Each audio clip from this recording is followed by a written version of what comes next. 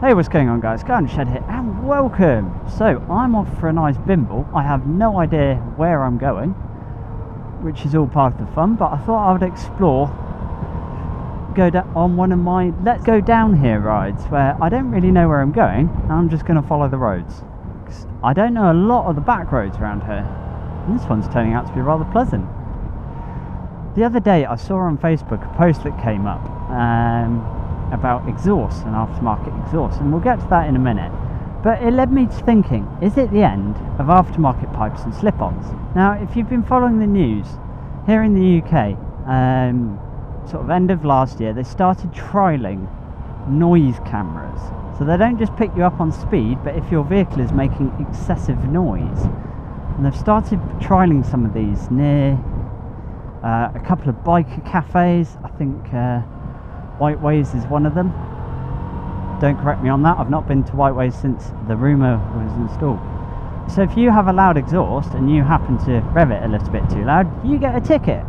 Try not to mention the C word. But we've been in lockdown, and here in the UK the lockdown's being lifted gently. You know, we've now got freedom to travel where we want to. We can go to an outdoor space. Well, I say here in the UK. In England we have Scotland and Wales, they're doing their own thing. So we can go out and sit in a park or whatever, which is great. And there's loads more motorbikes being out. I mean, I live on a busy motorcycling road. Now there are more sort of motoring enthusiasts, so bikers, car enthusiasts and things like that are coming out to play in this glorious weather that we've been having. Because of the recent quietness due to the lack of traffic, people are now noticing louder exhaust pipes. And they're noticing them even more because they've been so used to that peace and quiet. It's a bit like, I don't know, if something rattles, like for example my top box started rattling, it drove me nuts until I could fix it because I'd noticed that rattle. And unfortunately I think now that people have noticed it, they're going to fixate on exhausts of sports cars and bikers and things like that. I think we're at a turning point now where public perception is slightly against us because people are noticing it more because of the relative kindness, but also governments are acting on things. So in Tyrol in Austria, the region there, they're doing a temporary thing between, I think it's the 30th of June and the end of October. And basically vehicles exceeding the noise limit of 96 decibels when idling, when resting was the correct phrase they used, would receive a €200 fine. The problem with that is they've set the noise limitation so incredibly low. And you might think, it's fine if providing you've got the stock pipe. No. A BMW S1000 RR with a standard exhaust has a resting idle of 98 decibels. So they're 2 decibels over, they'll get a fine. A Ducati Multistrada is about 102 decibels with a standard pipe. So basically they're saying if you ride a motorbike you're going to get fined. Or a loud motorbike. So pretty much any type of exhaust, slip-on, whatever, you're going to get fined for.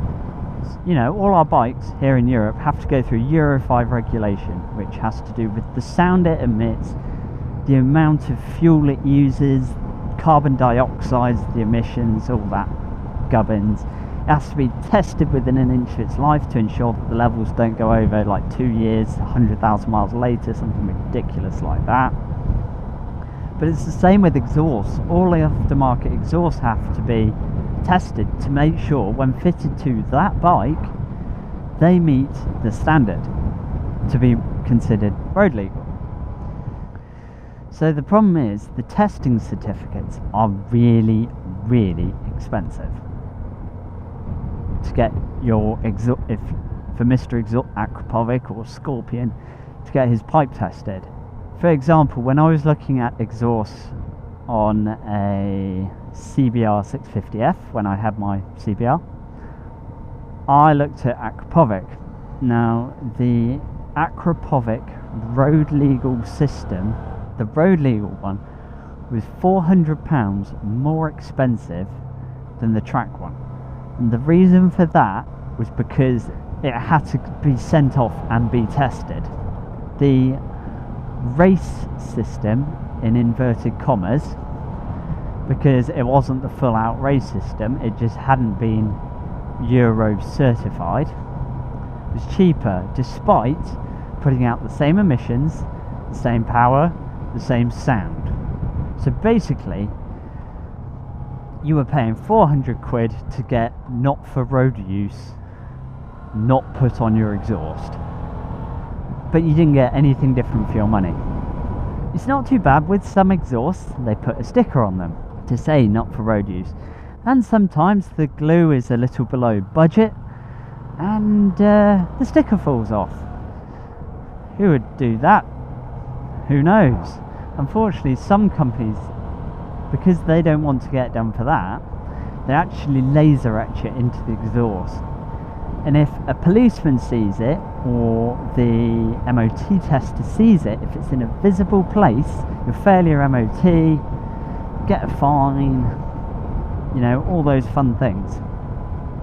At least if it doesn't have that, and it doesn't have the European kite mark because it's not road legal, providing it's not laser etched, not for road use, you could get away with it, because that Euro mark could be in somewhere that the MOT tester cannot see it.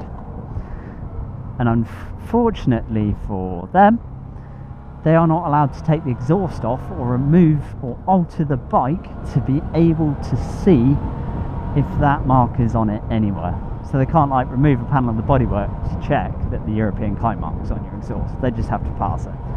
But if it says not for road use, they'll fail it. The times change, the current anti-biking climate, the emissions and regulations and testing that exhaust manufacturers have to meet, I can really see the aftermarket pipe dying out, which is a shame, because then we're all going to end up with these, well, the one on the V-Strom is about the size of a microwave.